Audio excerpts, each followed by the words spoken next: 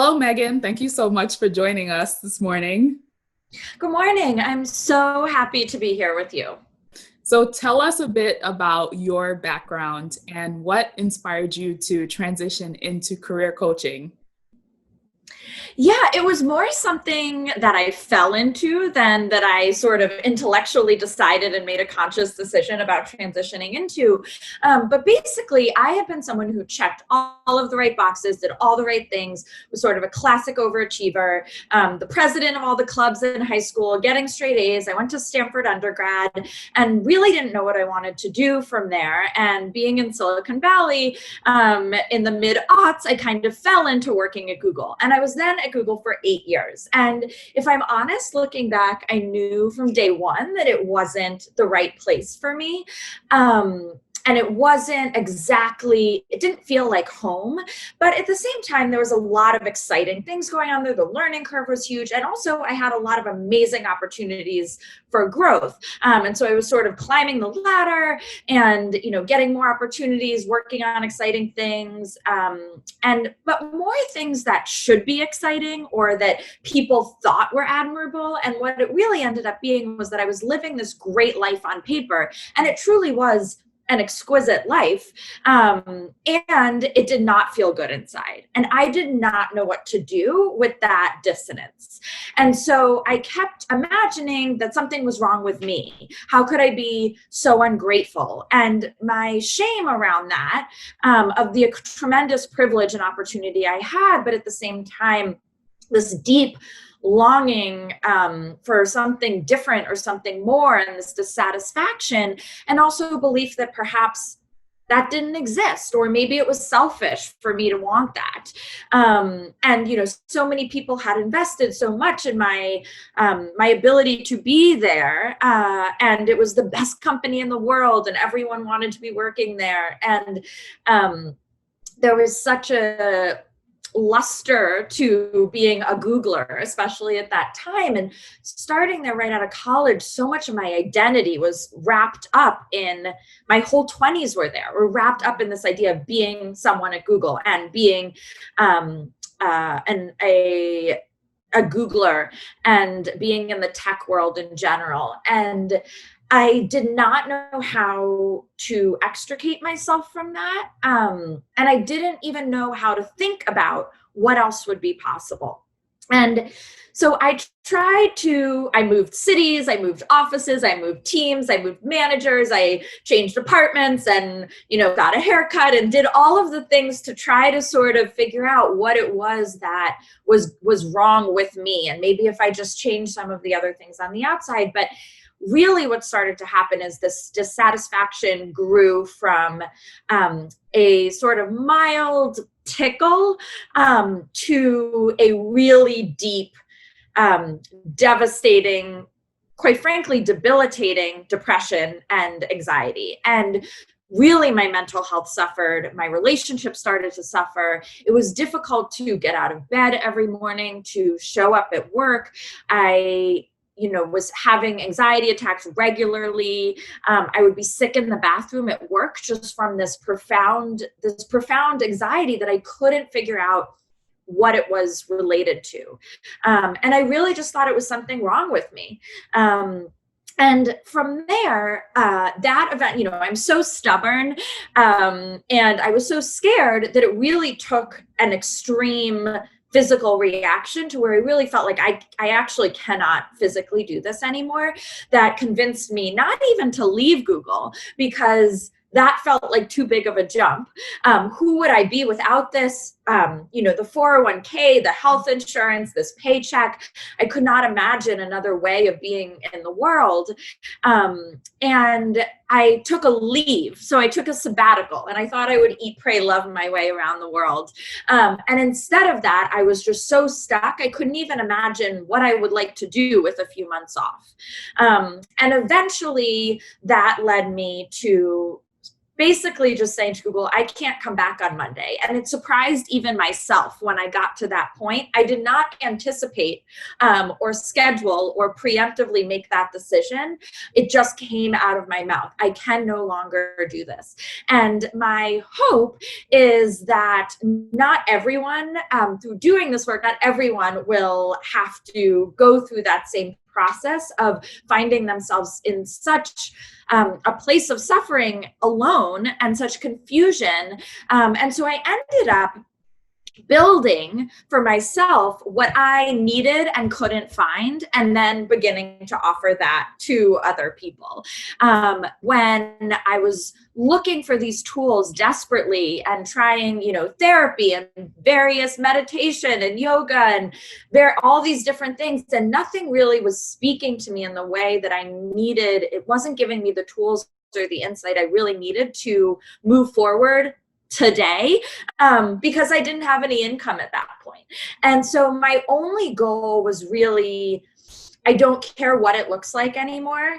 I only want to find a way that I can feel authentic and inspired in my daily life. If that looks like, moving to somewhere that is much more affordable and doing something that looks much less glamorous, I am completely 100% okay with that. And it was from that point that I decided completely on a whim to take a coaching class. I did not believe that this would actually lead me anywhere. In my head at this time, I was still telling myself, well, who goes to Stanford and becomes a coach? Is that even a thing? And I was so critical of it. And my justification to myself was just that I would use this when I went back to a real job and this would make me a better manager and a better leader. But I loved it. And so I took a break after that because I imagined something I loved so much could not possibly be a career. Because I had this real belief that that work was meant to feel hard, or it wasn't worth it. It wasn't an accomplishment, or it wasn't success if it wasn't a struggle. And it took me 6 months to go back to the coaching training class. And from there, it really was a matter of getting out of my own way and simply saying yes. I started coaching clients for a cup of coffee. And before I even finished my certification program, I already had a wait list of clients. And it was from there that I decided, I still was terrified, and I did not believe it was actually, that work could actually feel this good. And watching these people's lives change, I just knew that it was something I couldn't not do. And so I gave myself a 6-month timeline where I said, I'm going to do this for 6 months. And then at the end of that 6 months, I'm going to evaluate where I am. And I'm not going to worry about I sold a bunch of Google stock. I gave myself a little bit of a runway, and I decided that I was not going to interview for any jobs or think through anything, make any big leaps in that time except for explore this. And if at the end of the 6 months, tech would always be there. And that was the beginning of coaching. So it was not an intentional decision. It was one, I sometimes call it the gift of desperation, when we get to that point where you really have to make a different choice. And it really is a gift in that way. All right. So the tagline for your business reads coaching for underfulfilled overachievers. I want to ask what made you home in on this particular audience. I think some of that organically comes out of your story that you just told. So if you can elaborate a bit more on why you decided to focus on this audience in your business, and also give us an idea of the career profiles of some of the clients that you work with. Yeah, absolutely. And it's a little bit of a mouthful, underfulfilled overachievers, but you nailed it, which is it. I realized that there wasn't really a name for, well, let me take a step back. I'm the OG underfulfilled overachiever. I'm the original underfulfilled overachiever. And I realized as I started talking to more and more people and sharing my story and my journey, even in the early days of coaching, I realized that so many brilliant, accomplished, creative, passionate, inspired women in particular, but people were in a very similar situation. And it devastated me and broke my heart to hear about all of these other people who were in positions where they were so unfulfilled, and also knowing how much they had to offer, how much more impact and contribution they could be having at the same time that they were actually feeling engaged and enjoying their work in the world. And so I realized that I was not alone in this. And this was really, there wasn't a name for this group of people, these who had checked all of the boxes, done all of the right things, like followed all the rules, good soldier through and everything, got determined and persistent and like made it happen and got to the place and did the thing, only to realize that to some extent, it was a false promise. There's something called the arrival fallacy, which is, there is no there. They did the thing, they got there, they did everything they set out to do, and then realized, is this all there is? And let's say you're 30 or 35. Am I supposed to do this for the rest of my life, feeling this sort of nagging and gnawing sense of dissatisfaction, and do this until I retire, and then I'm allowed to do something fulfilling and that I enjoy? And so seeing this, this struggle that so many people had, I decided we really needed a name for ourselves. And so that's where the underfulfilled overachiever came from, is this population of people. And again, I created what I needed and couldn't find. So originally, I love a method and I love a framework. So initially it was, how do I codify what I'm learning so that I never have to find myself in this position again? And that doesn't mean perfection or complete balance or stability all the time, but how can I do my best to prevent myself from ending up completely lost or dissatisfied again, and sort of holding, just being on a more aligned path? And how can I then share that with others? And so that's where the underfulfilled overachiever was born. And so sort of all of my clients are these underfulfilled overachievers. And what that looks like can completely vary. So that can vary from the lawyer who became a partner at their law firm and secretly chose the legal field because their family was in the legal field, but really they have like a deeply mathematical mind. Mm-hmm. And so what they really want to do is, go get their PhD in mathematics. Or someone who is, a struggling bartender, if you will, and, has a vision or a true aspiration that may or not be articulated of being in public policy or activism. That can look like, it can look like me, being at Google and actually being completely on the wrong path, and instead having a longing to work one-on-one with people in an entrepreneurial capacity and to actually be a writer and write a book and teach, as opposed to be in sort of a marketing, sales, partnerships capacity. That can look like a college student who has simply chosen a major because they thought they should, mm-hmm. and actually has a longing to do a different kind of major. That can look like someone who has recently retired and is trying to figure out what that next step in their life is. That can look like so many different, it's not specific to a certain career or certain education. It really can exist in so many different places, but the common theme is a really kind of overdeveloped, analytical thinking, logical mind, and a really deep loyalty, if you will, to following the rules, or what I call what is often called the tyranny of the shoulds, right? Following these shoulds. I should I should start a business. I should get my master's. I should get a promotion. I should publish this book. I should start a podcast. I should be a doctor. I should, whatever those shoulds are for you, that there's a deep loyalty to that set of shoulds and a dissatisfaction or an imposter syndrome that comes from having that be deeply misaligned from who you actually are and what your work in the world actually is.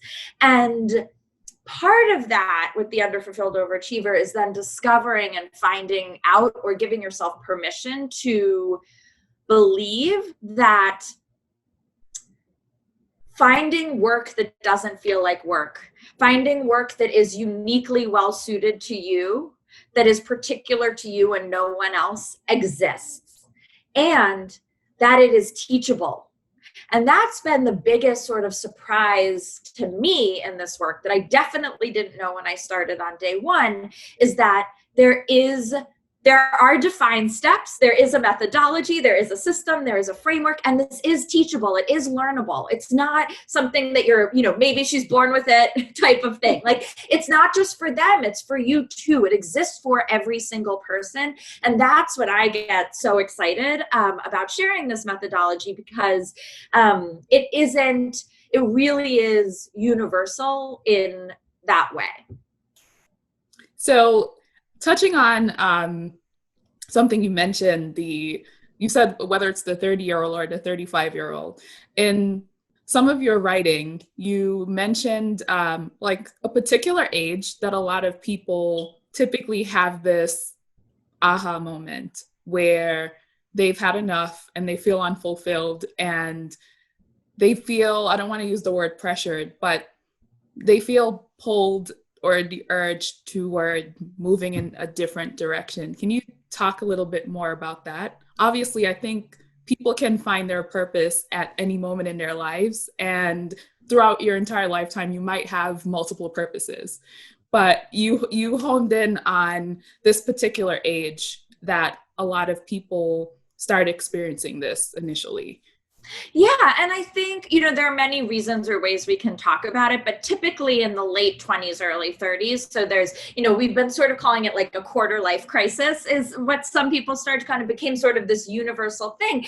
And, some people call it Saturn returns, which is like this astrological way of thinking about it. But if you notice like in the brain and psychologically and developmentally, this is a very common age for us to, we often spend our 20s sort of figuring out the rules of the road, and really understanding what is the framework that I'm operating within. And then it's around, 27 to 30, 31-ish that people, at least initially in our lives, there can be many different phases of this, but that people often start to question, do I want to uphold this system or do I want to break the rules? Do these rules work for me or do I need a new set of rules? And this is a time, you'll often see a lot of people, I was 29 when I left Google and when I started my coaching practice. You'll see a lot of this happens in relationships too. A lot of relationships will either break or, deeper commitments are made. Same thing with cities where people live. Career paths obviously is a big one. So there are very frequently big decisions about what are the parts of our lives that we want to double down on and what are the parts of our lives that we want to eschew. And I think that is, again, the quarter life crisis time. And a lot of my clients end up kind of showing up on my doorstep at that time. And I often refer to this as the breakdown is the breakthrough.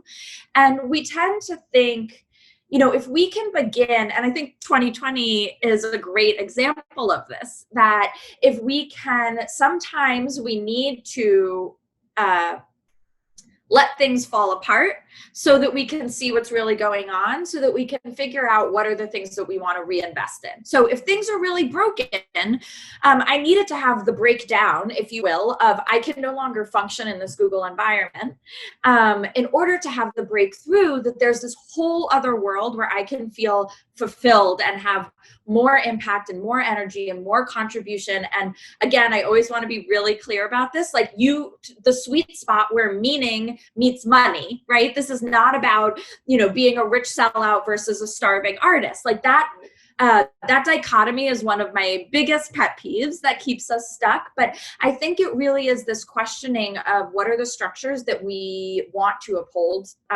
in our lives? What are the containers that are going to best support us? And a lot of people who have, particularly, again, this underfulfilled overachiever with the overdeveloped analytical sort of linear mind that have been really schooled or programmed in that way of thinking, the sort of like up and to the right 10-year linear career path ladder climb, have this more, creative side to them, or spiritual side to them, or just bigger picture, whatever you want to call, like soul calling, whatever the words are that resonate with you, of meaning. So finding that place where, often early in our 20s, we figure out like, okay, where can I be masterful?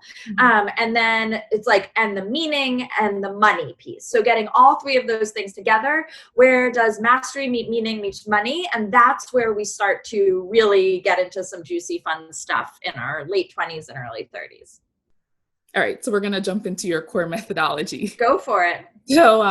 So you have a core methodology that's called the Directional Living Method. Can you tell us a bit more about what that is and how it applies to business and entrepreneurship, since our audience, it's filled with aspiring entrepreneurs and entrepreneurs? Yeah, so I think what really happened for me was, as I started studying and spending more and more time focusing on this underfulfilled overachiever, I realized, one of the things that we all had in common was the way we looked at the world. We had this particular mindset or approach that was not serving us and keeping us stuck.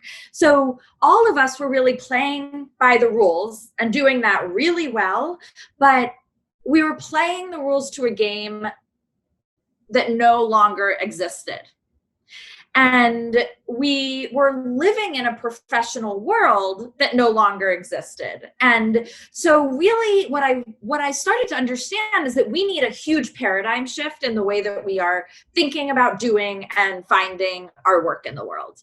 And I started to try to figure out, like, what is that shift? What do we need to do there? Where, and what is the difference? And what I named this eventually is moving from the old way of doing things, the sort of okay boomer 20th century way of doing things, which I call destinational living, to the new 20th or 21st century directional living. So let's unpack that a little bit more. So the shift is from destinational living to directional living. And again, I'll get into this a little bit more too, which is this applies not only to life as a whole, but specifically to career and also to building businesses, to entrepreneurship. We used to think about destinationally building businesses, and this is an outcome-oriented approach versus a process-oriented approach, which is directionally building businesses. And so there is this shift that happens specifically there. But let's zoom out and talk about what this means a little bit more broadly. And to understand where we're going in where we want to be moving, it's easier to first understand where we've been and the old way of doing things, the way that most of us are doing things now, and the way that at least all of the underfulfilled overachievers I have met have been doing things. So destinational living or destinational thinking is the stuff of 10-year plans, ladder climbing, the linear up and to the right career path. Find your passion, find your purpose, and figure out how to get there. The problem with this is that it turns out that we actually cannot reverse engineer our lives without any, or at least not without any measure of authenticity or fulfillment. So what we're doing in destinational living is we're deciding on a destination. So what do I want to be when I grow up? Where do I want to be in 10 years, 20 years, 50 years? The problem with that is that that does not allow for any growth, personally or in the world.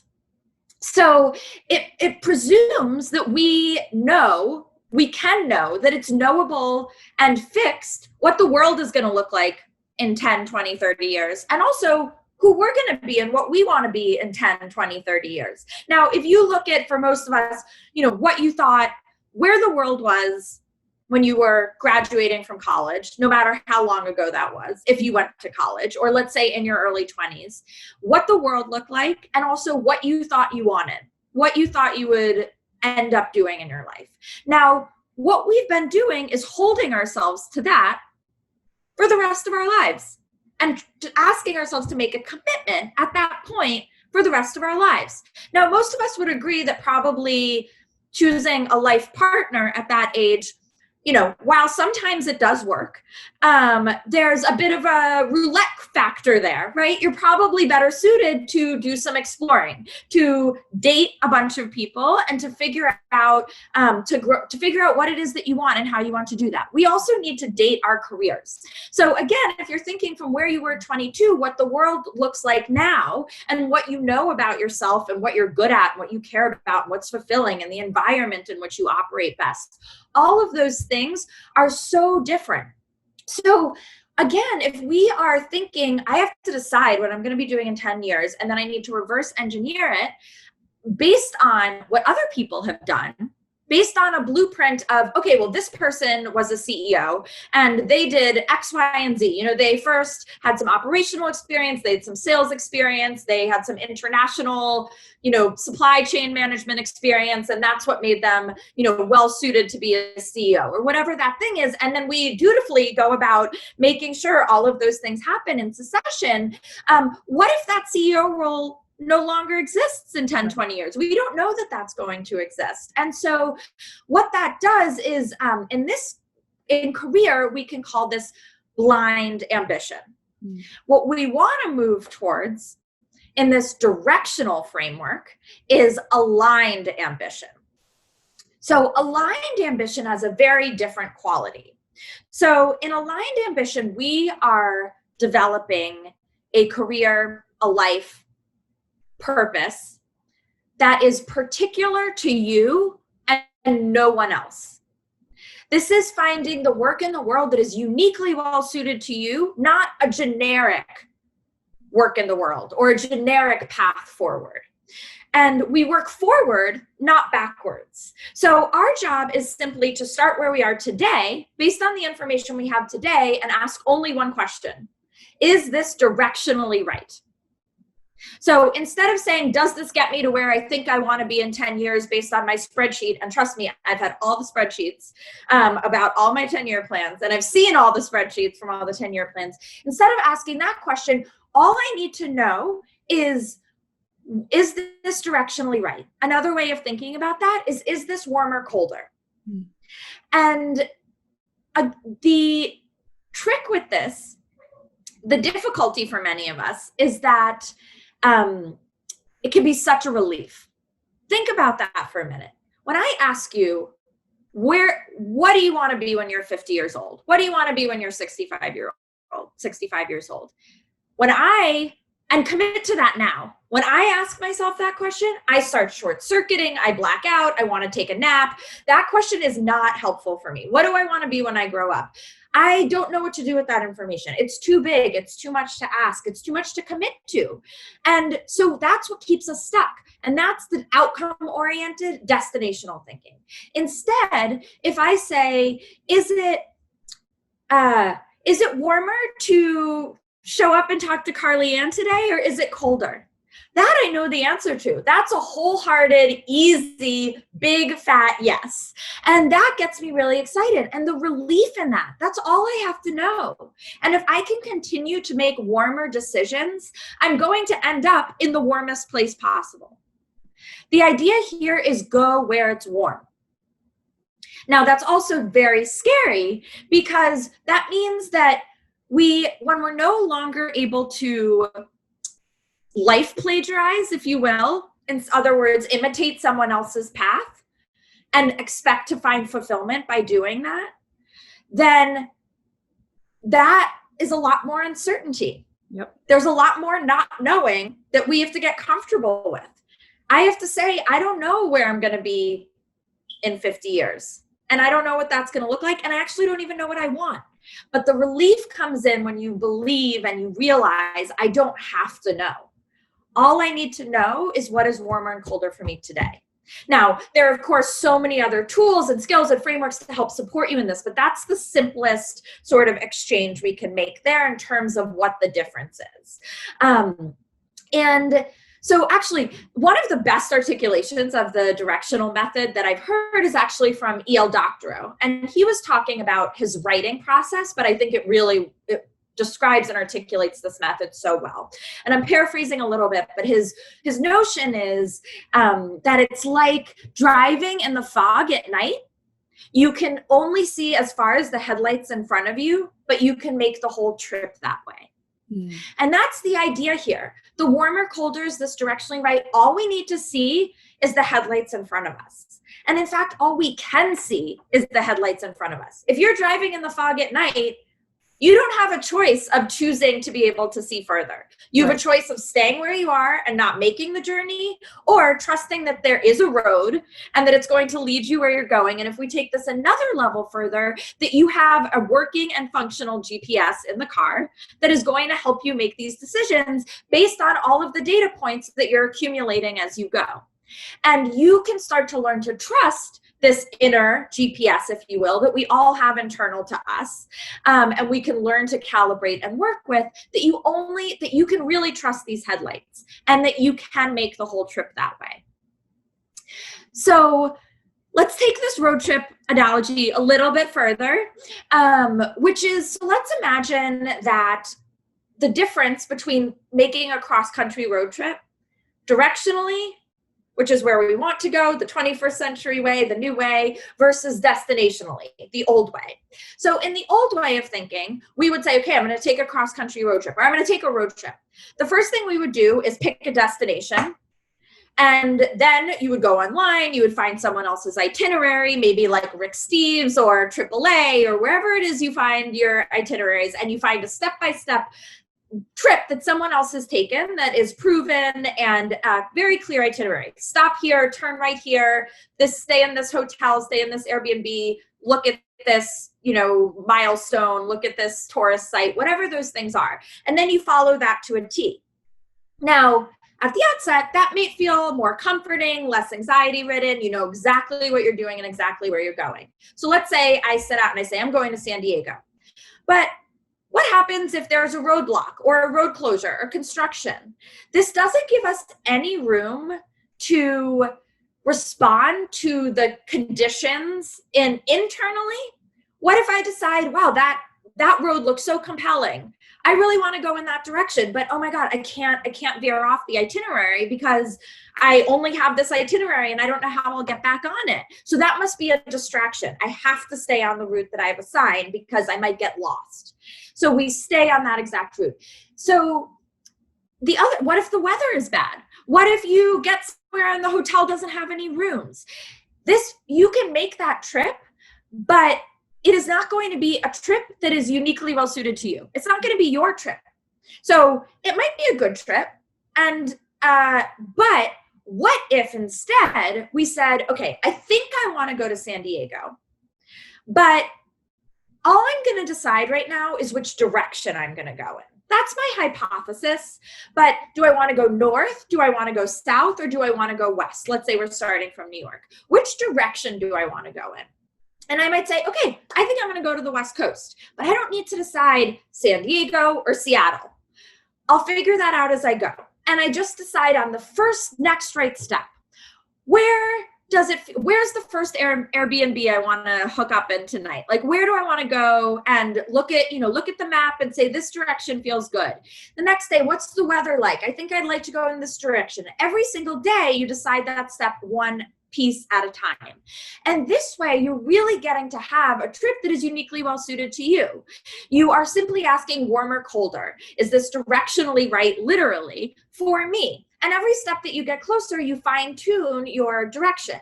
So you then say, okay, I know I want to be in the state of California. Do I want to go to San Francisco or LA? And every step you get closer, you figure out as you go.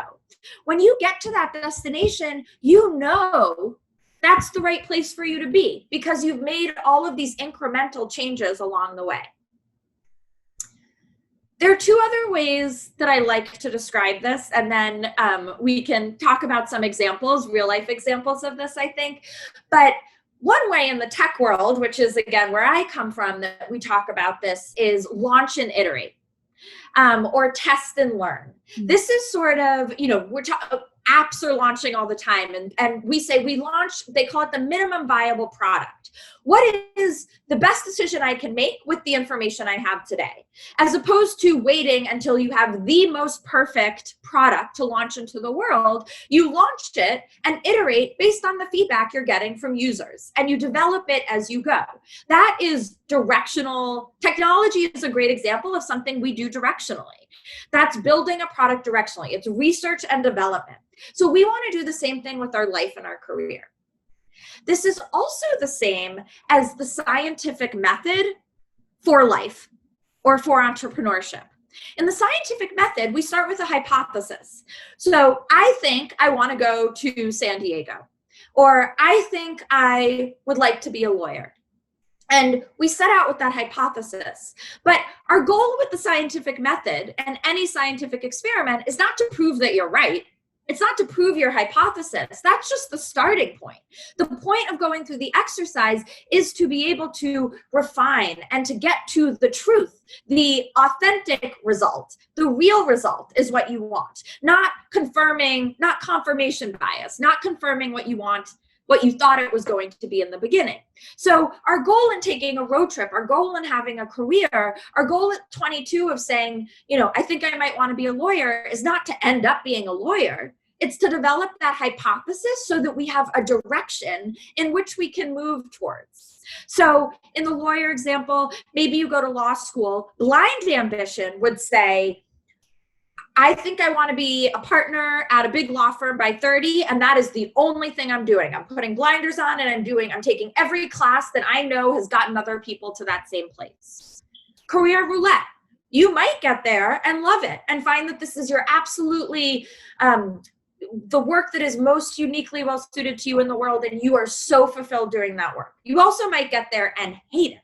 So a better way to do that is to start with that hypothesis. I think I might want to be a lawyer at a big law firm. And then in law school, you say, wow, I thought I'd like that class, but I don't. And in fact, I think constitutional law is fascinating. I'm going to take that class. I'm not holding myself to what I thought. And then you take constitutional law class. Maybe you do an internship at a law firm and you're like, you know what? This is not really what I love. I really want to teach constitutional law. Now, you might end up being a tenured constitutional law professor at a top law school. I don't think anyone would look at those two things, being a partner in a law firm at a big law firm or being a tenured law school professor, and say one of those is objectively more successful or less successful than the other.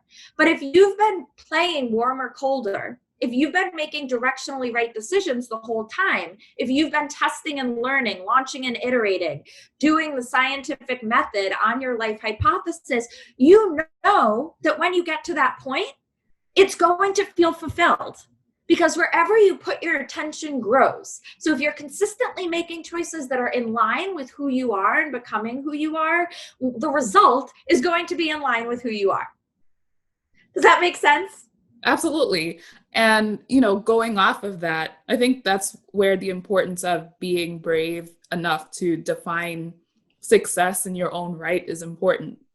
So it doesn't matter whether people on the outside think that being a partner at a law firm is more successful than being a tenured law professor. It's all about you feeling fulfilled and sitting within that as success. Yeah, absolutely. And I think what we get wrong about success often is that when we say we want to be successful, what we usually mean is we want to feel successful. It's not that we think that the thing the external definitions of success, we think those are going to feel successful. But feelings are as unique as food preferences. So what is going to feel successful to you is not an objective, generic truth. There are many ways that you can be successful. What matters is what's going to feel successful for you. And so the only way to know that is not to pick the destination, but to do that directionally. So the goal here is not, you can get a great on paper life, right? You can say, oh, someone told me this is what success looks like. And maybe it truly feels successful for them. But we are going for not just a great on paper life that doesn't feel like your life. What we want is the success that feels like yours, where you're not doing this sort of life plagiarism thing, because that's never going to feel successful. And remembering that what we're really looking for is the feeling of success and fulfillment. And the one other thing I really want to call out here is we tend to have, again, this sort of dichotomy of there's success and then there's fulfillment, and they're separate. And I would argue that they actually are best friends and hand in hand. And the more fulfilled you are, the more successful you can be. Mm-hmm. The more energized you are about your work, the more aligned it is for you. It's an up and to the right thing, right? When they sort of boost each other and enhance each other rather than being in opposition.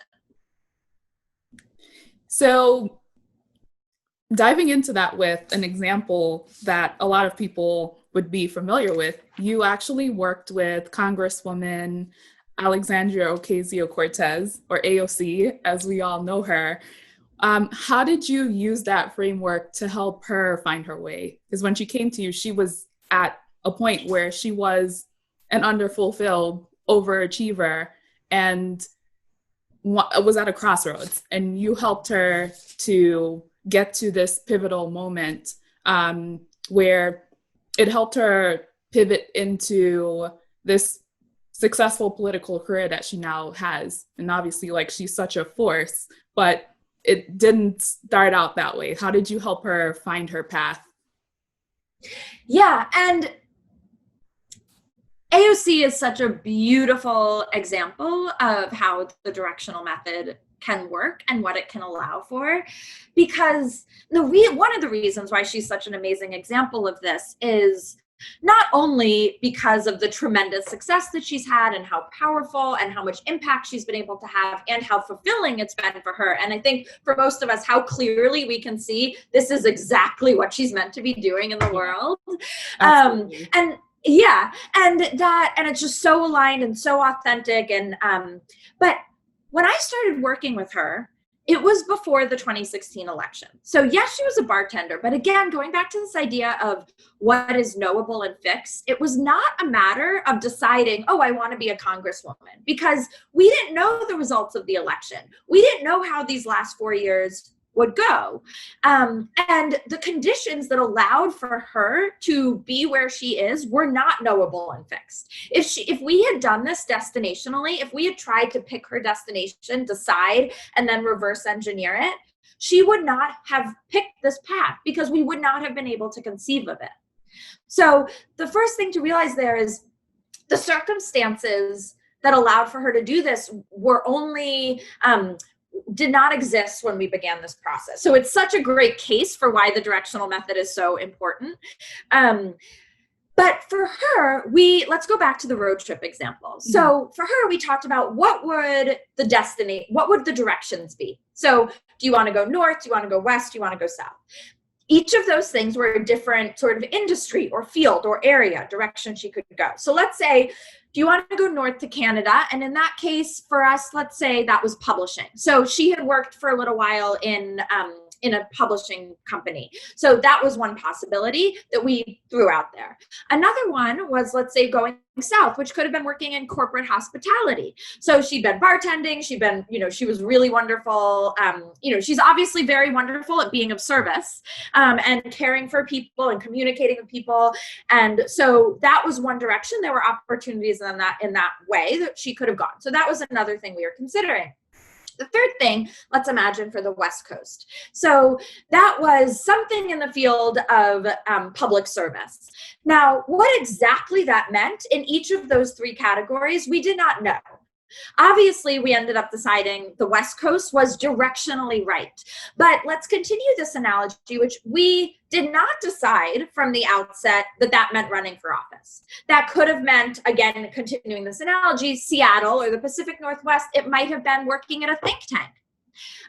Let's say Northern California, San Francisco area, again, in this road trip, that may have been being a chief of staff for someone else who was running for office. Think about maybe Southern California was being a community activist.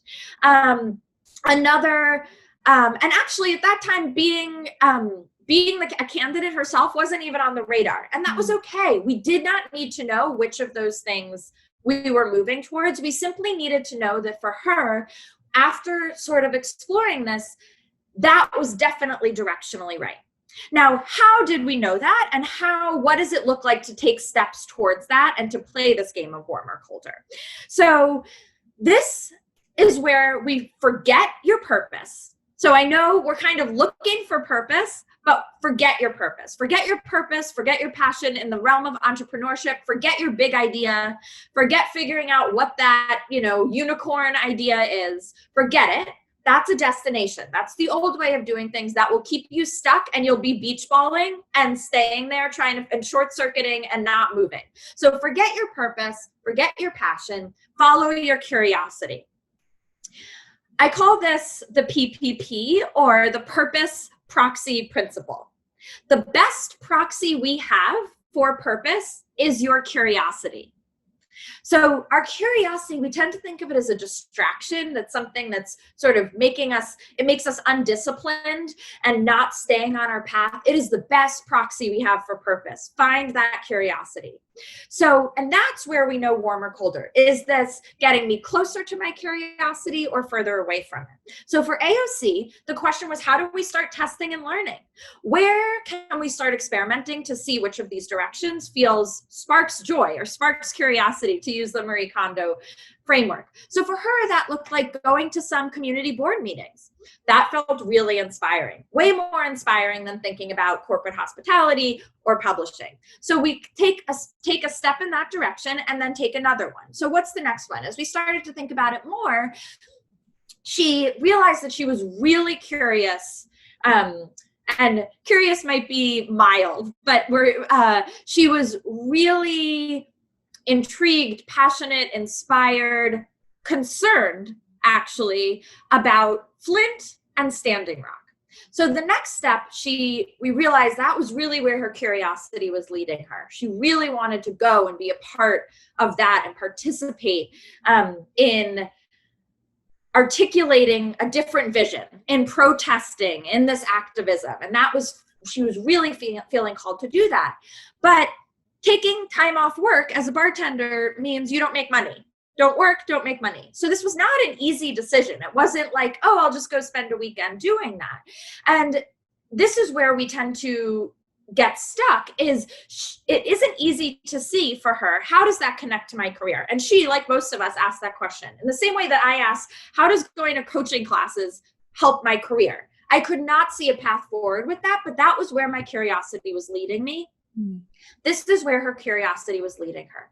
We have to learn to trust that, right? The headlights in front of us. That's all we know. And we have to trust that there's a road from that. There's something there we need to learn. So she made the tough decision to go to Flint and Standing Rock. So she got in the car, she went to both of those places. Now, she was not envisioning, oh, this is going to be the path to my career. She thought, this is going to be something that just feels so important to me, and I can't not be a part of this. And it was there that she met the Brand New Congress people, who are the group that first suggested and then supported her in her run for Congress. So she met them there. That was the next step.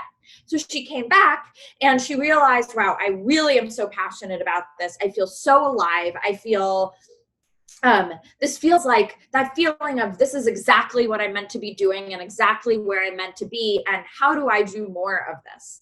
And again, that only told us, okay, so we're going to go West Coast. So now we know we're sort of homing in a little bit more on where we're going. So probably not a think tank, for example. She wants to be on the ground, talking to people in an activist mode. That's very different. But could it be community activism? Is it in DC? We don't know. Is it in a supporting role, or is it being the person herself? Then brand new Congress reached out to her, and she thought, well, maybe, perhaps I will work on that team, as opposed to being the candidate. And you can see how this continues to go. At every step of the way, it wasn't like a complete aha moment, but every time it was, is this warmer? Is this colder? Is this directionally right for me? Where's my curiosity leading me? Now, obviously, we all know the story that when she ran for office, that was not with the expectation that she was going to win or become a career politician, right? But the feeling was, this is where my curiosity is leading. I can't not do this. This is whatever, even if I lose this, there's something in this that I need to learn that is going to show me what this next step is. Sometimes I call it the lily pad approach, which is, even if this is, it's sort of like a video game where you have to get across the river, but the only way you can do that is by stepping on the lily pads, and only one appears at the time. So you have to step on that first lily pad and trust that the next one will appear. So she did this lily pad approach. Again, road trip analogy, maybe you're like, I don't know why, but I need to go down this road. Even if it's a dead end, there's something on that road that I needed to see or find, or that's going to inspire me and clarify for me those next steps. And so for her, it's a leap of faith in the sense that she had no idea what was going to happen. She was bartending at the same time. And nothing in her was like, this is going to be a complete success, and now I'm going to be on the cover of Time magazine. Again, we just didn't know how that was going to unfold, but trusting the headlights in front of her. And so this is how the directional approach works. We know how this unfolded, and continuous now, she still asks when people say, are you going to be president? Are you going to be senator? What are next steps for you? She still says, I don't even know if I want to be a career politician, whatever that means. She doesn't know. And so again, she has a life hypothesis. Mm-hmm. I'm sure she's thinking about it. Is this something that I want? But in the same way as, is this directionally right? Is this a hypothesis? And how can I start to test and learn? She's not deciding, this is where I want to be president. How do I reverse engineer that to make sure I get there? Because she doesn't know. She has a growth mindset. Where is her curiosity going to lead her? What is going to happen in her life? What the hell is going to happen in our world? Where is the need going to be? Where is she going to be able to contribute the most? Is the White House going to be a place where she feels like she can have the most impact? I don't know. She doesn't know. And so continuously asking that question and staying in that place of, the future isn't knowable and fixed. 2020 has proven that to us. Yeah. And staying in where's my curiosity leading me? What is directionally right? What is warmer, colder? And staying out of the blind ambition and being in the aligned ambition. And when you're in that place, you feel fulfilled, you're having the most impact, you're making the most money, you are having the most contribution, you're inspiring the most people. And that is when there's sort of the most wholehearted living, and there's a ripple effect into the rest of your life and your world too. That's such a powerful example of the power behind following your curiosity. I think it's easy for a lot of people to look at an example like an AOC and think that she had some grand plan and there are all these steps that she took to get there. So it's amazing to see that this was her following her intuition and doing one thing at a time because it felt like the right thing to do, and focusing on the lessons that you're getting out of each experience instead of trying to forecast this grand destination. That's amazing. Yeah, absolutely. It really is coming back to follow your curiosity every single time. And I think, there's a real humility in that, actually, because the biggest thing we need to do is get out of our own way. Why wouldn't you run for office?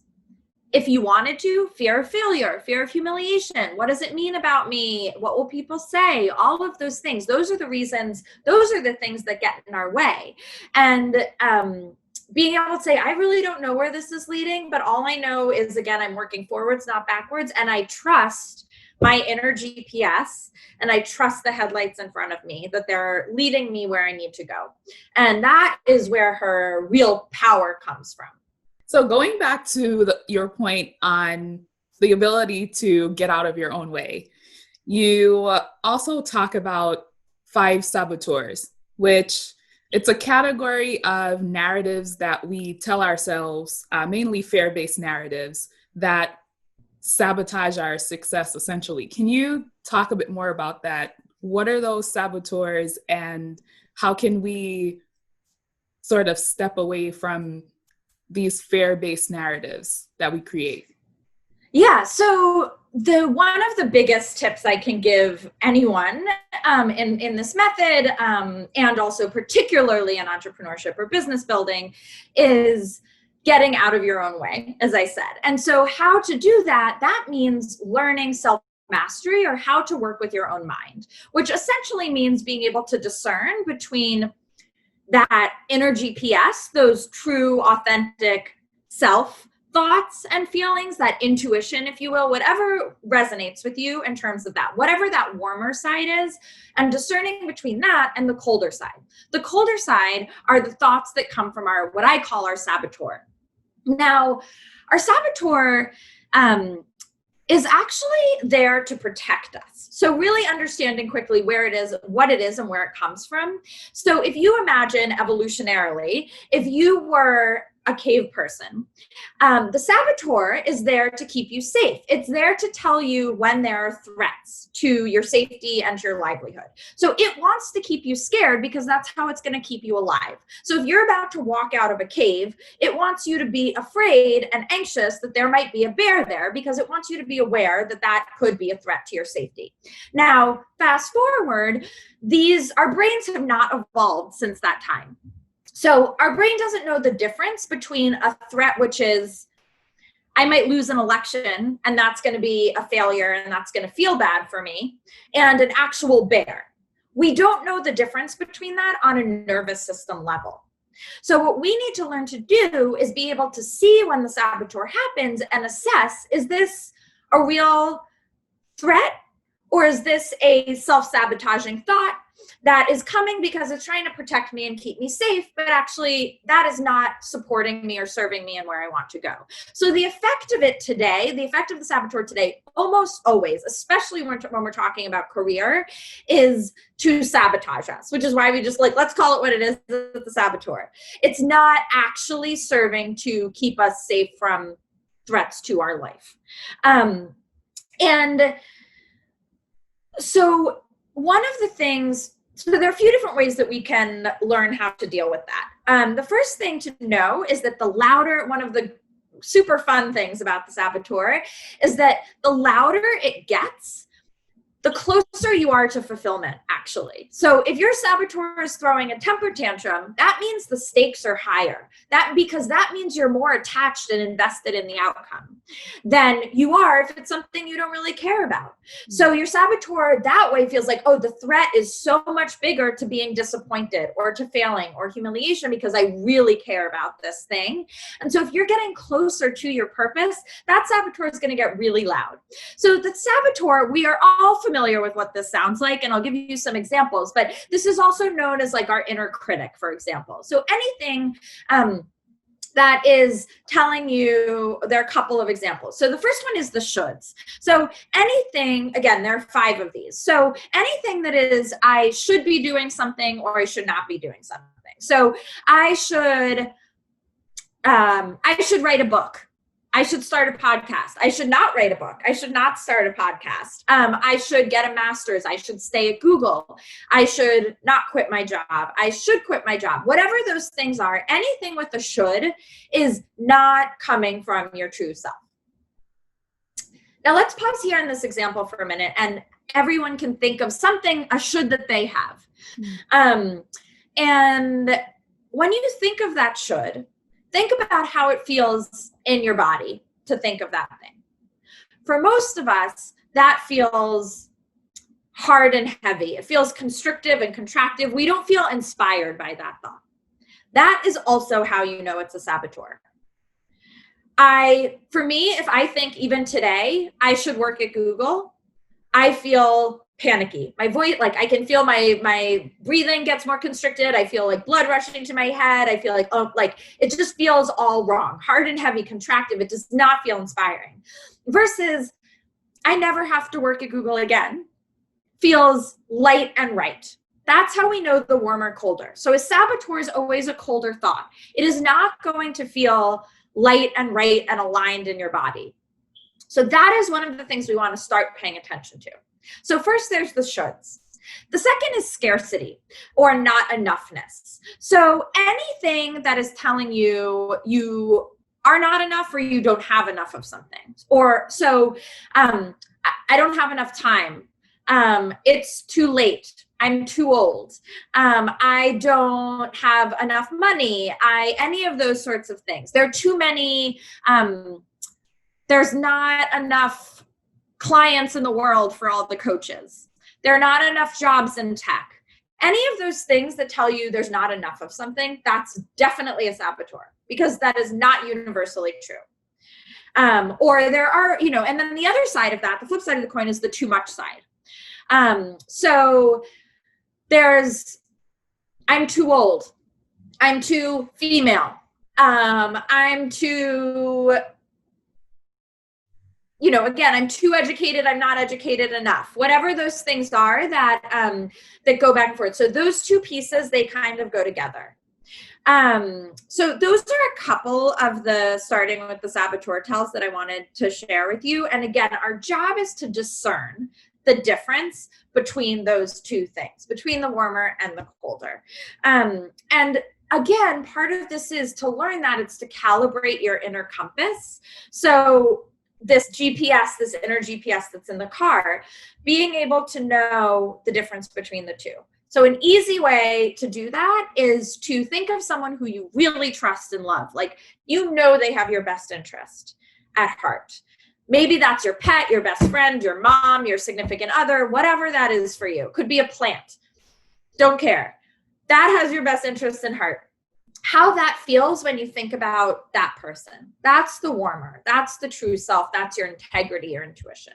The colder, think of someone who you feel uncomfortable around, a job you hated, someone you just don't trust. That's the other side. And you want to toggle back and forth between those two things as your point of reference for what is warmer and what is colder, which is the saboteur and which is the true self thought. And as long as you are identifying the saboteur thoughts, finding those shoulds, finding those too muches, they always sound the same. Once you can start to recognize those, you can say sort of, thank you, but actually I'm good.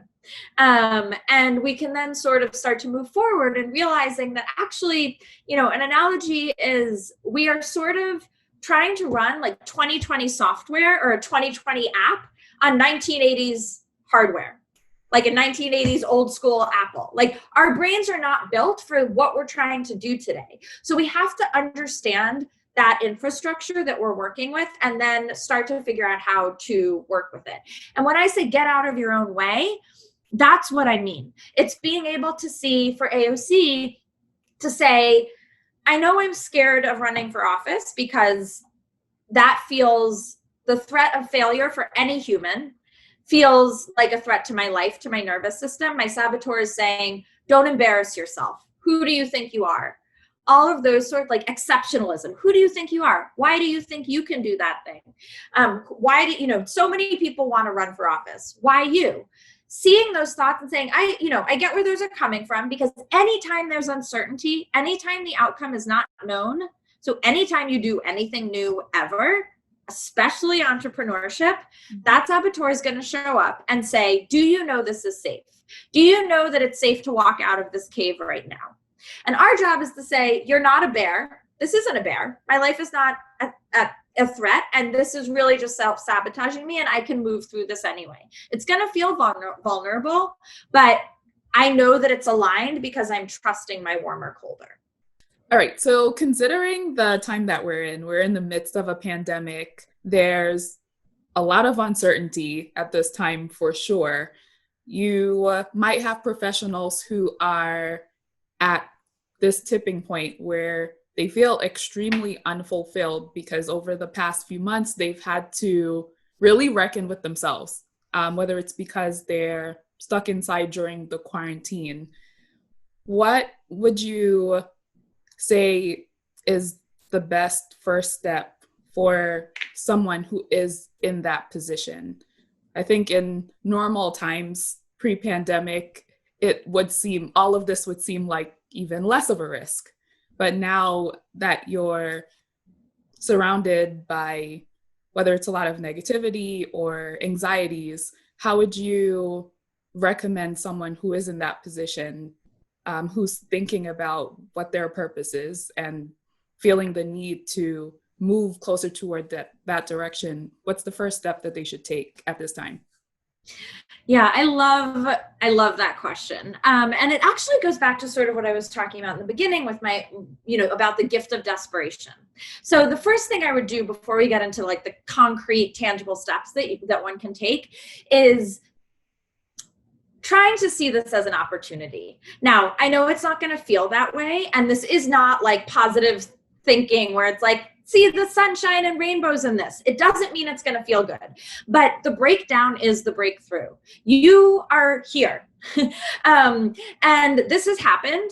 And there's all this uncertainty. And the good news is,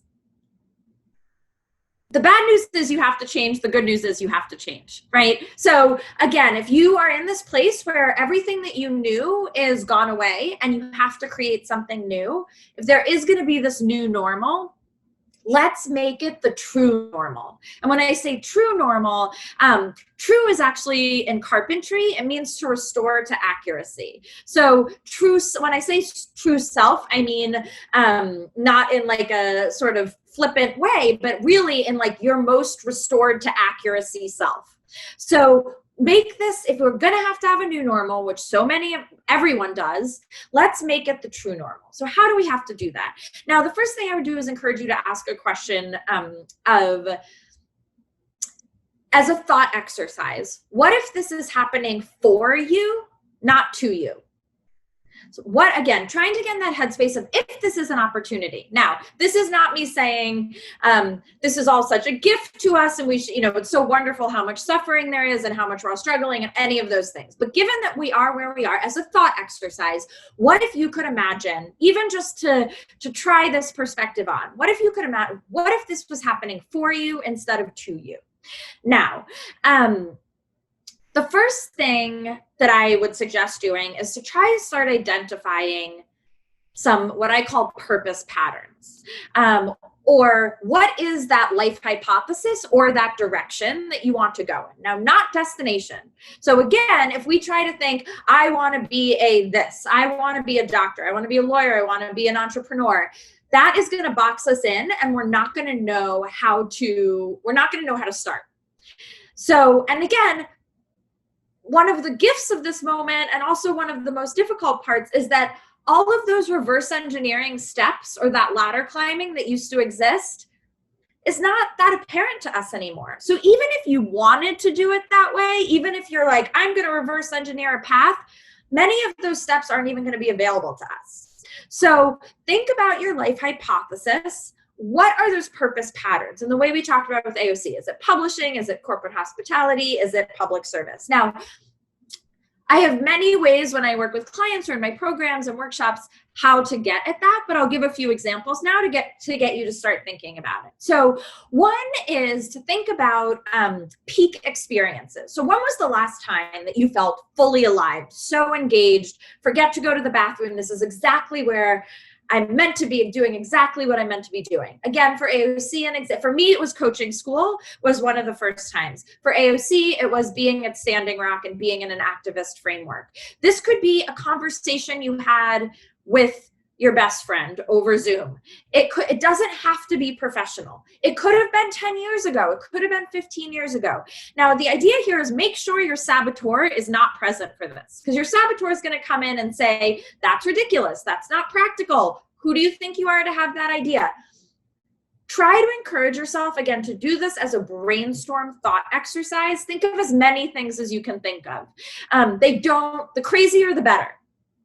So start there. Another thing, so peak experiences. Another thing is actually where social media can be great is going down sort of the rabbit hole of Instagram, for example. So not anyone you're like hate following or that makes you, that you're comparing or despairing, but what are the types of accounts? Can you find any patterns of people you follow that may not be directly related to what you're doing on a day-to-day basis, but make you feel fully alive? So for someone that might be tons of interior decorators, or maybe that's someone with an Etsy shop, or maybe that's someone in wellness, or maybe that's a writer, maybe that's an artist, maybe that is, AOC, maybe that's an activist, somebody in the activist community.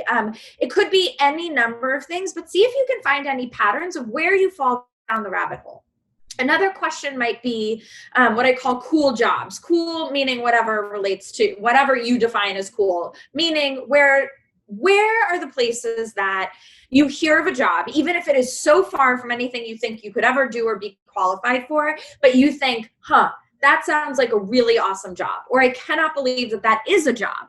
Anything, again, could be so far out there, but brainstorm a list of all the things you can think of and start looking for that out in the world. Where are the people, the places, the things that feel inspiring to you? That company, that type of role, that whatever, that lifestyle that career supports, whatever those things are. Then I would say, think about so there's something called jealousy juicing, which that I call jealousy juicing. The shortest form is to think of people who you feel jealous of.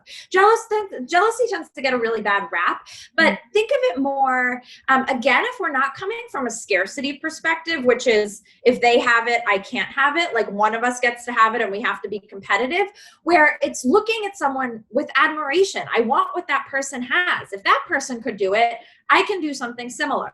And that is a great flag for things that your intuition, that your curiosity is really interested in. That's there to tell you, pay attention to that thing. So whether that is your, maybe a friend of yours has a relationship that you really admire. It doesn't mean you don't want them to be happy in their relationship, and it doesn't mean you want to be with their significant other, but it might mean, what is it about that relationship that's so inspiring to me? So notice those jealousy things, and then you juice them by noticing, what is it about that thing that I want? What do they have that I want for myself? The third part of that is, how can I take a teeny tiny step towards that thing? So what is one small, again, in that example, maybe it's dating a different type of person, whatever that thing is, or maybe you are jealous of your friend who, has a dog. So maybe the next thing is like, what is it about that I'm jealous of? Maybe it's not that they have a dog. Maybe it's that they go for walks every single day. They have an excuse for getting out of the apartment during quarantine, or they quarantine. That was a weird way to say that. They have an excuse for getting out of the house during quarantine, or they have more, playfulness in their life. Can you get more of that? Maybe it's having a pet, but maybe it's also something else. Maybe it's just realizing, wow, I'm not getting outside enough. I'm not playing enough. I have so much more love to give, or whatever that scenario is for you.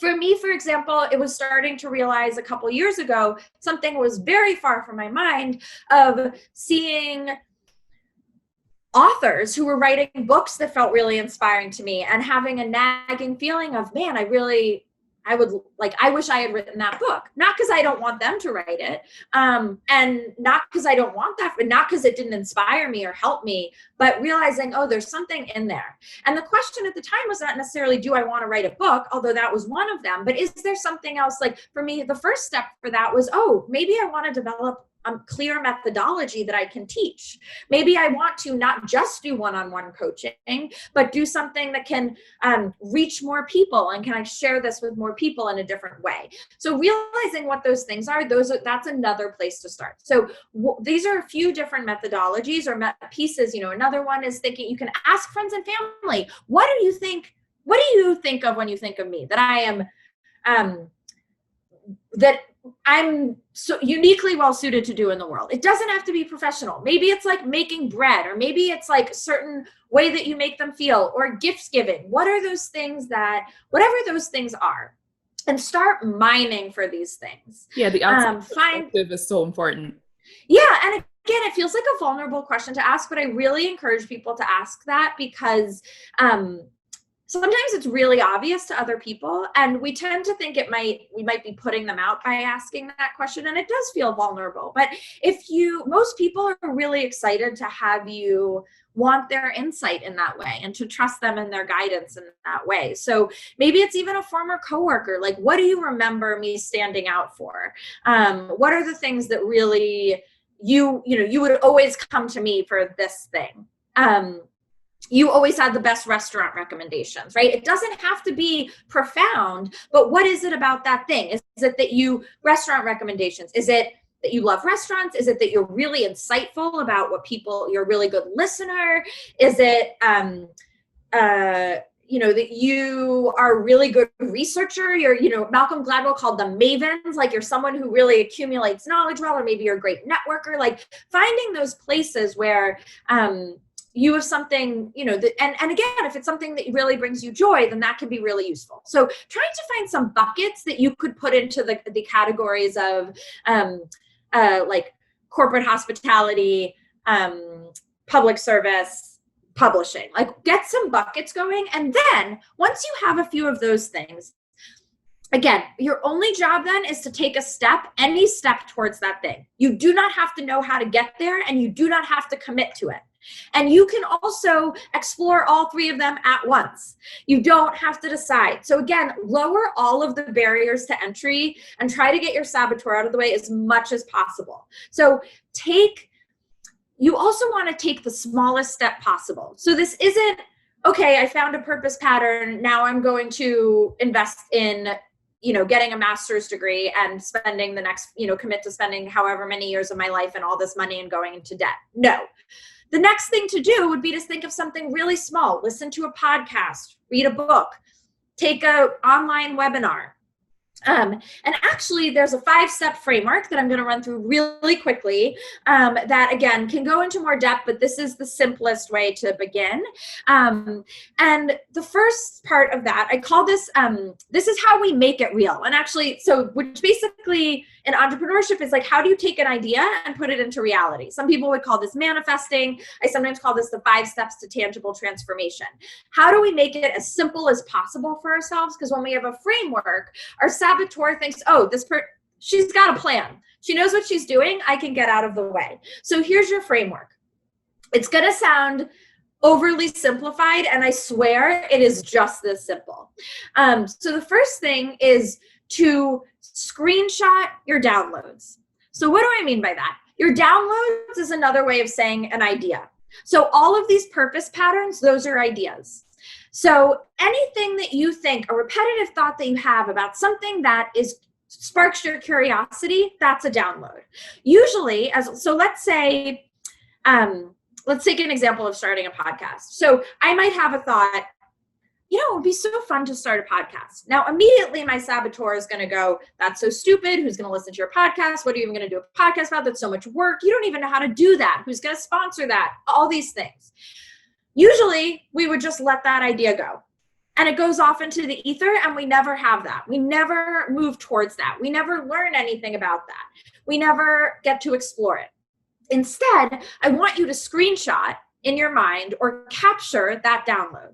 So take a picture of it. Notice it, even if it seems so silly, impractical, ludicrous. So any one of these purpose patterns could be one of those things. For AOC, a download was public service. A download was go to Flint and Standing Rock. A download was run for office. Now, again, so many places she could say this is not worth it and makes no sense and I'm not capable of doing that. We want to get out of that habit. All you need to do is screenshot the download. That's the first one. So notice it. Pay attention to your ideas, even if they seem totally out in left field. The second one is say it out loud. That can mean writing it down. That can mean saying it to your partner. That can mean saying it to your friend, your therapist, your coach, whoever. The idea is to get it, the download, out of your head where it could easily float away and never to be seen again, and into language, right? It's to put words to it. This means, another way of saying this is articulate your desire. So again, you're not committing to it. You're not spending the rest of your life. This is not a destination. You're simply capturing it and putting it into language, into words in some capacity. The third thing is to research it. Now, we have no excuse anymore because this literally means Google it. This does not mean go to a library. This doesn't mean become the foremost expert on it in the world. This doesn't mean prepare to give a TED talk on it. This means Google it. Literally, how to start a podcast, best practices for starting a podcast, classes for podcasting, equipment for podcasting. Literally Google the thing, see what comes up, and just do some research. Let it wash over you. You don't need to have an outcome, just be in the process. Get some more information. That's it.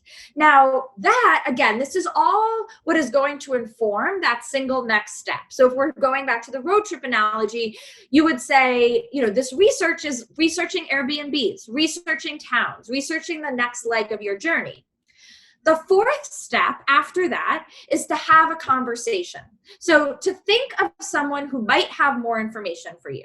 So maybe that comes out of having done research. Maybe I think, I have that friend who started a podcast. I'm going to talk to her, or see how she started it. Or I know someone who's a sound audio engineer, or who worked for someone who's an audio engineer. I'm going to have a conversation with that person. You don't need to find the most perfect person. You literally just need to find someone to have a conversation with. Our only job is to move the plot forward, not to get it right, to move the plot forward. Headlights in front of us, right? The last, fifth thing, now that you've had all this information, you've screenshotted your download, you have said it out loud or articulated the desire, put it into words and language, which makes it stick. The third one is researching it, getting more information. The fourth one is having a conversation, bringing in some network, some other opinions and other voices into it. The fifth one is take an action, any action. Any action. Take an action. It could be, again, the simplest thing. It could be reading a book, listening to a podcast. It could be writing some more things about it. It could be going somewhere. It could be taking a class. This is not a huge commitment. This is a tiny thing that is going to move the plot forward. This is going to flip. This is going to coaching school. This is, again, you don't need to know where it's going to lead. You simply need to take the action. Now, the cool thing about this is that is what inspires another download. So I go to coaching school. My next download is, maybe I want to be a coach. Now, again, the whole cycle begins again. I have that thought in the past. If I'm not practicing, my saboteur takes over and gets rid of it. And now I never let myself have that thought. In the new world order, I know that I'm living directionally. I know that I don't have to commit to it. My only job is to screenshot it. So now I notice it and I say it out loud. I can even play it down for myself. So weird. What a weird idea. I can't even believe that I thought that, but somehow I'm thinking that I might want to be a coach. I'm going to put that in the parking lot for later, but I'm taking note of it. And then you go through the whole process again. So we don't need to over-engineer it. There's such a relief in being in the place of the breakdown is the breakthrough. You don't need to know the answers. You do not need to know where you're heading. And in fact, again, if 2020 showed us anything, it is literally impossible. We were never able to plan our lives with certainty. And now we know that we can clearly see that that was a big fallacy. So how do we learn to live in that new world order? And honestly, I don't think it's a bad thing. It wasn't serving us anyway. We are in the really painful part of this in so many more ways than one, individually, collectively, in our society, culturally. And our job is to simply first come back and learn, okay, I'm going to move from destinational thinking to directional thinking. 2, I'm going to learn to calibrate my inner compass so that I can navigate, so that I know where I'm going. To do that, I'm going to learn to discern between my saboteur and my true self. What does that feel like? What are those thoughts? What does my saboteur sound like? How do I get to know that particular brand of my own saboteur with all of those shoulds, with all of those twos, with all of the scarcity and exceptionalism? How do I get really familiar with that voice so that it doesn't sabotage me, so that I can move forward knowing warmer and colder? The next step is to identify what that life hypothesis is. Where are you navigating towards? Not where are you going to end up, but where are you navigating towards? What are some of those purpose patterns that we talked about? And then you activate it. Then how do I begin to make it real? And with these 5 simple steps, you literally just start playing a game of warmer, colder. Keep it simple. We tend to over-engineer it because we're trying to give ourselves all this safety of the certainty of knowing. And the reality is that when we are in our alignment, when we're only playing by the flashlights in front, it's the least anxiety-ridden way to live in your life. You don't have to know where you're going. So my hope for everyone is that this can come as a huge relief. I don't have to know the answers anymore. I don't have to know them. I can't know them. And there's another way that is so much more straightforward, so much more intuitive, so much more authentic, so much more aligned, that allows me to be in the business of becoming myself. That's my only job. Get out of my way and be in the business of becoming myself. And when I do that, it's not selfish. It's going to feel good for me, but it's also how I'm going to be able to serve my community, the people around me, most powerfully. That's fulfillment and curiosity are like hunger. Hunger cues are there to show you where the nourishment is. Cravings are there to say, you need some more vegetables. That's how you're going to be healthy. That's how you have the most energy. Longing for fulfillment, curiosity is the same thing. Those cues are telling you, one of the questions I get a lot is, how do I know when it's time to move on? If you're asking that question, it's sort of like, how do I know when to have dinner? When you're hungry.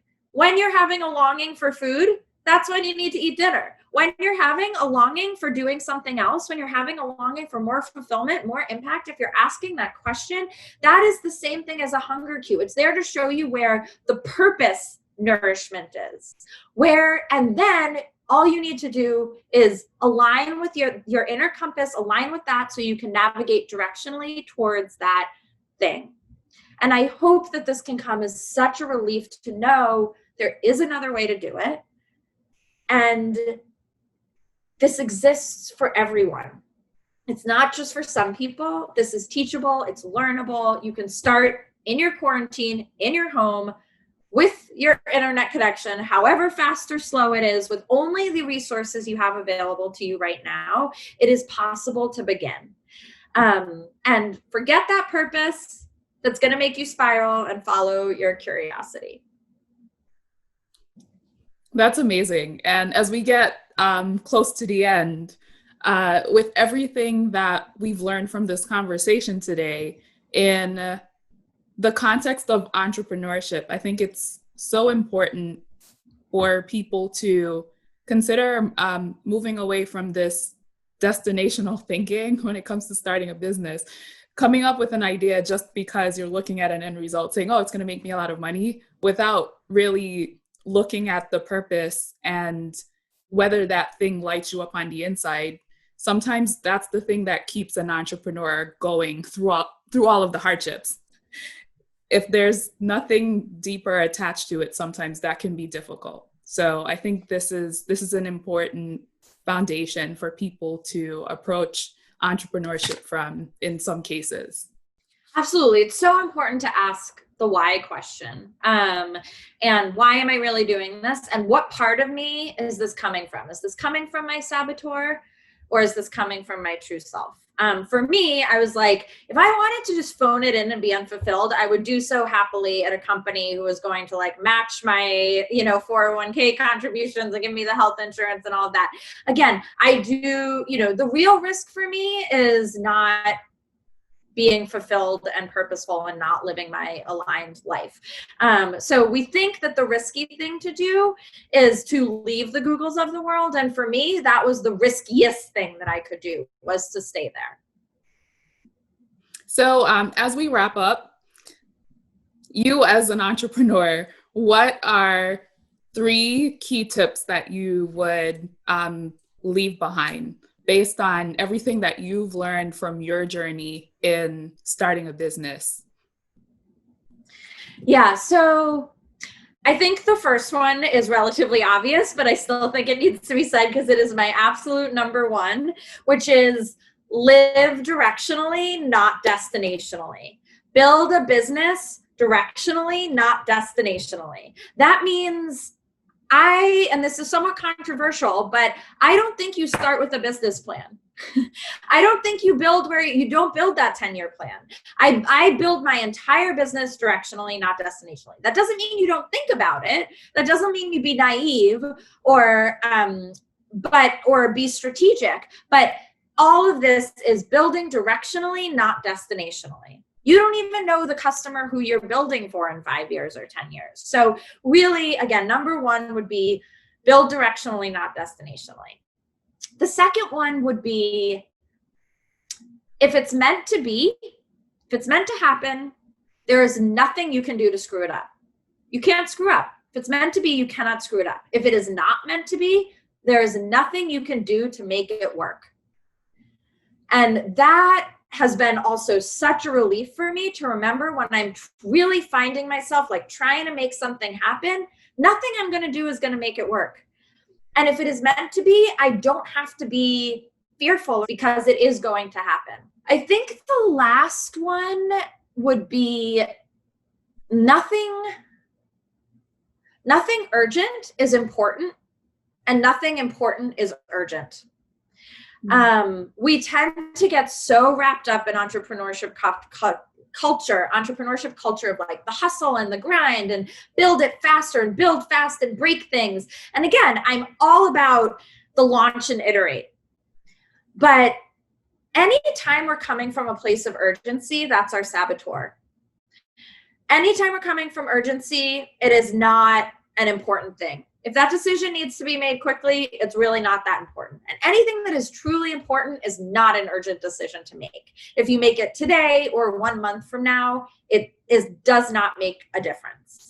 A great example of this actually is a couple of years ago, I almost sold my book. I was in talks with an agent and going out with a proposal, and I was miserable doing it. I was encountering so much resistance, and I really thought it was something I wanted to do. And the agent was telling me, it's now or never. The market is ready for this. You got to do it now. And there was this urgency behind it. And I remembered how anything urgent has never been important. And anything important is never urgent. And I decided this is no longer feels directionally right. This is not warmer for me. My curiosity is not leading me here. I do not know why. Maybe it's because I'm not meant to write a book, or maybe it's just because I'm not meant to write a book right now. But regardless, the urgency behind here tells me that it's coming from a place of fear and not worth doing right now, is not aligned for me. And in that context, I walked away from it, and everything that happened in the 2 years after that, from some pretty major press and the evolution of my ideas and my business, put me in such a better position to set my book project up for success, to find the right publisher, to have people already exposed and learning about my ideas. Not to mention in 2020, there's no better time, I feel, than to be talking about these things. And so there's a need that's greater than ever. And so reminding myself of that, it is important, and therefore it's not urgent. I have about 25 things that I could list, but I feel like those are the 3 most important ones, I think, that I would say. And then I'll give a bonus one, which is, for entrepreneurs, we've talked about briefly, mental health and balance, especially when we're working from home, is such a crucial thing. And if you are coming from your aligned ambition, your work will give you energy, not drain you. So burnout is really not usually a symptom of aligned achievements. Burnout and hustle and grind and urgency and scarcity and competition are all things that come from your saboteur And that's what leads, that's the destinational thinking. There's somewhere you have to get, and you have to get there fast. That's where the burnout comes in. If you are not coming from a place of urgency, if you're living directionally, if you're building directionally, if you believe these other 3 tips that I just said, if you believe that if it's meant to be, nothing you can do to screw it up, your balance is there. You are following your inner compass. So the emotional boundaries and the balance are much easier to create because you're coming from your authentic, aligned, truth, right? Restored to accuracy, most accurate self. And when you're not draining yourself and your energy with the exhaustion of performing and pretending to be someone else all day, every day. There's an Anne Truitt quote where she says, you know that something is in line with your personal development when it feels like laying down a burden and picking up organic responsibility. And meaning for me, laying down the burden of Google and picking up organic responsibility, it feels like ease. It feels like joy. Take the path of most joy. And that is always the path to the most success. And I think that's such a beautiful sentiment. And for me, choosing the path of most joy has been my touchstone. I think it's not a sentiment that we usually associate with building businesses, but if you're feeling joy in creating your company and building your business, that shows in your product, that will reflect in your customer, that will reflect in your life, and it will affect everyone around you and trickle down also to the people you're managing and the people you're hiring. Oh my gosh, thank you so much, Megan, for dropping all of these gems that you just left us with. Looking forward to your book. And me too. And yeah, I hope this conversation inspires a lot of people or professionals who are looking to start their entrepreneurial journey to take a more directional path into finding their way into that. Thank you.